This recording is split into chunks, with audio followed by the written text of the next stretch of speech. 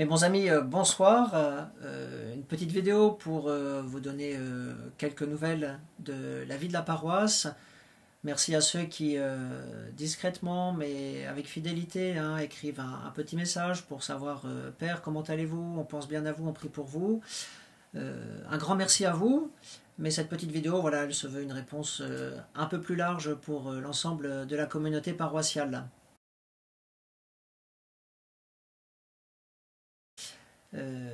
Alors le Seigneur m'a fait un grand cadeau, puisque depuis samedi soir, Martin, notre séminariste qui est en études à Rome, a rejoint la paroisse.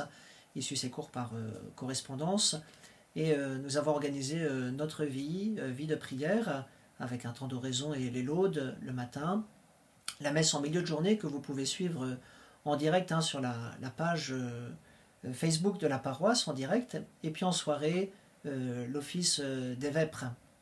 Et puis on a décidé aussi de jeûner 2 fois par semaine, d'avoir des repas beaucoup plus allégés le mercredi et le vendredi, pour prier pour les malades, pour prier aussi pour tout le corps médical qui est mobilisé en ce moment.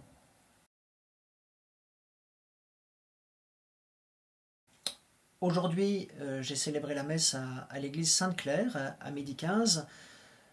J'ai été voilà, très marqué par ces grandes rues désertes dans le Châtelet, à la Lombardie et à la Grand-Mare, par ce silence aussi qui règne ici dans les rues à Biorel. J'ai admiré aussi votre sens du civisme par rapport à la manière à laquelle vous prenez vraiment à bras le corps tous les gestes de recommandation qui nous sont donnés, tous ces gestes barrières ô combien importants. Vraiment, sortez le minimum de chez vous, uniquement pour des raisons nécessaires, munis de la déclaration prescrite par les autorités. Et puis évitez voilà, des contacts qui seraient trop rapprochés à moins d'un mètre. Respectez bien ces gestes barrières qui sauvent des vies. Soyez-en sûrs.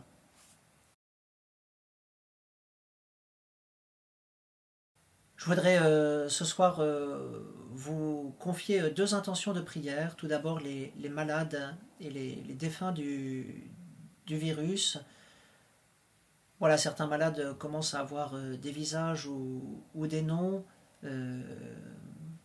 qui nous sont plus connus, qui sont dans des cercles de connaissances plus restreints. Et je voudrais vraiment que ce soir nous puissions prier pour eux.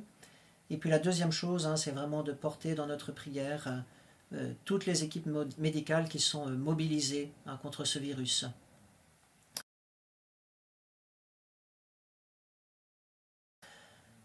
Demain, nous fêterons Saint Joseph, le gardien de la Sainte Famille, occasion idéale pour confier au Seigneur tous les papas, tous ces gardiens de nos familles.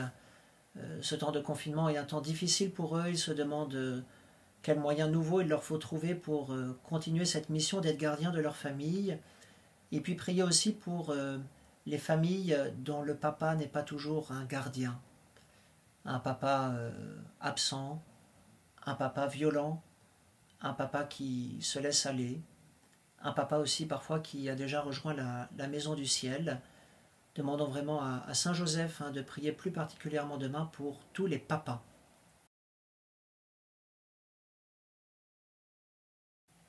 Demain, je célébrerai la messe à Saint-François à 12h15. Vous pourrez suivre cette messe sur la page Facebook de la paroisse. Ce serait pas mal qu'on puisse essayer de la suivre sur YouTube. On pourrait toucher plus de monde parce que tout le monde dans la paroisse n'a pas Facebook, mais il faudrait qu'on atteigne 1000 abonnés. Alors pour ça, il faut juste vous abonner en haut à droite, le petit bouton rouge sur la chaîne YouTube Cato Bio-Rouen de la paroisse, de manière à ce que petit à petit on essaie de pouvoir toucher le plus grand nombre. Demain après-midi, je célébrerai une inhumation d'une personne attachante de notre communauté, Madame Geneviève Poussin. Pour les inhumations, voilà, on a repensé à toute l'organisation de la paroisse, de manière aussi à protéger nos équipes et nos aînés. Elles ne se vivent maintenant qu'avec une assemblée de 20 personnes maximum, avec le respect dans et à l'extérieur de l'église des distances barrières, et puis en repensant aussi certains gestes de la liturgie, de manière à éviter toute propagation du virus. Mais il y a à cœur demain de prier pour Madame Poussin.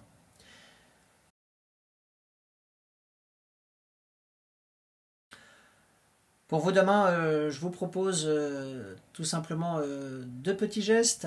Tout d'abord le matin, avant de commencer l'organisation de la matinée, ce temps d'école pour les enfants ou l'activité marquante de la matinée. Prenez l'évangile du jour, lisez-le en famille. Voilà, vous pouvez le prendre dans une Bible ou alors sur le site aelf.org, vous avez la version liturgique des textes bibliques. À midi 15, vous pouvez suivre la messe sur la page Facebook de la paroisse Sainte-Marie des Nations, Biorel, Aude-Rouen.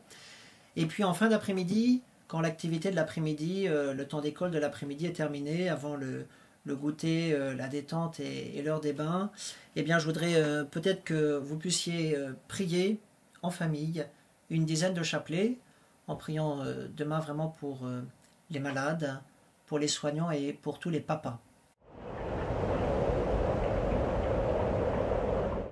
Et puis, bonne nouvelle, demain la météo de la paroisse. Demain matin, il fera 7 degrés dans les températures matinales. L'après-midi, 18 degrés, un temps plutôt ensoleillé, partiellement couvert.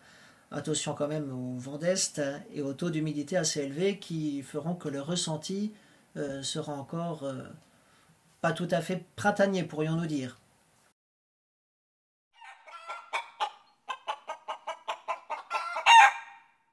Et puis pour terminer, je vous propose une séquence que je vais vous demander d'alimenter, qu'on va appeler la séquence poule. Pourquoi la séquence poule? Parce que depuis la parution de l'encyclique Laudato Si, 27,3% de l'épiscopat français a des poules dans son évêché. Et à l'évêché de Rouen, voilà, il y a 2-3 poules qui sont là. Et ces poules constituent désormais les seuls animaux de compagnie de nos évêques. Voilà, eux qui sont les gardiens du troupeau, ce temps de confinement fait qu'ils deviennent responsables de poulailler. Alors de manière un peu décalée, je voudrais que chaque jour on se partage une petite carte postale un peu décalée de nos vies de famille, de la paroisse pour garder le lien entre nous. Alors ce soir, je remercie une première famille qui a accepté de jouer le jeu. Je vous laisse sur ces images et je vous dis à demain. Prenez bien soin de vous.